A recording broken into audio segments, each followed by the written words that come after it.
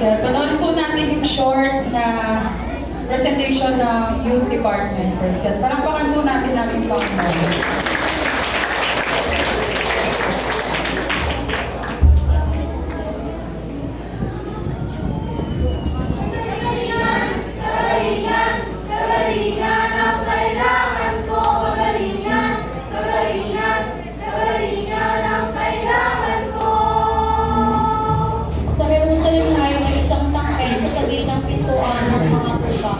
Sa wikang Hebreo ay tinatawag na Bethesda na may 5 portiko.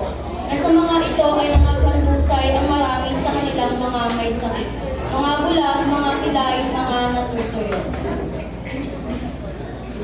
At naroon ang isang lalaki na may 38 taon nang may sakit. Nais mo bang bumalik? Ginoo, wala na akong kasama lumago sa paliguan. Pagkahalo sa tubig, ay mahiwas ka na lang lumusog sa akin. Tumayo ka. Bitbitin mo ang iyong higaan at lumakad ka. At pagdakay gumaling ang lalaki at binuhat ang kanyang higaan at lumakad. Noon nga'y araw ng Sabat.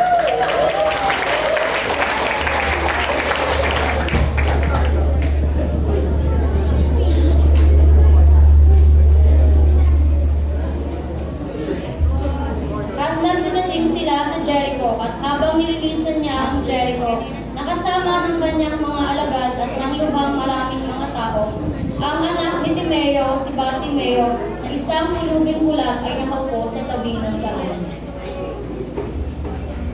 Malimos po! Malimos po! Maawa na po kayo sa bulag!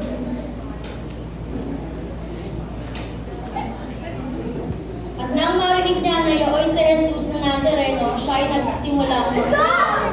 Jesus! Jesus! Anak ni David! Tumapag ka sa akin! Jesus! Jesus! Anak ni David! Tawagin mo Tumapag ka siya. sa akin! Lakasan mo ang iyong loob at tumayo ka sapagkat ikay kanyang tinatawag. Anong nais mo gawin sa'yo? Makita!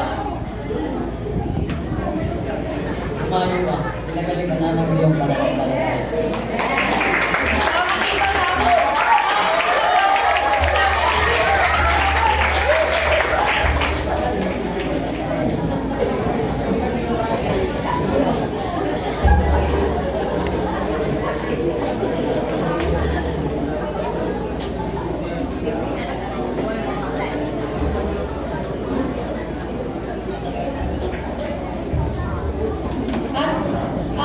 At isang babae na may 12 taon nang inaagasan na ginugol sa mga Italiano sa lahat ng pagkabuhay at sino may wala makapagpagaling sa kanya.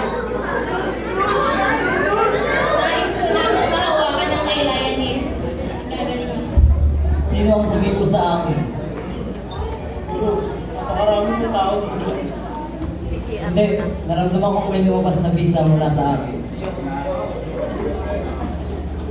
Panginoon, patawad. Ako'y 12 taon nang inaagasan. Nais ko lamang ng kagalingan. Pumayo ka. Pinagaling ka na ng iyong pananampalataya. Maraming salamat, Panginoon. Maricel, palakpakan po natin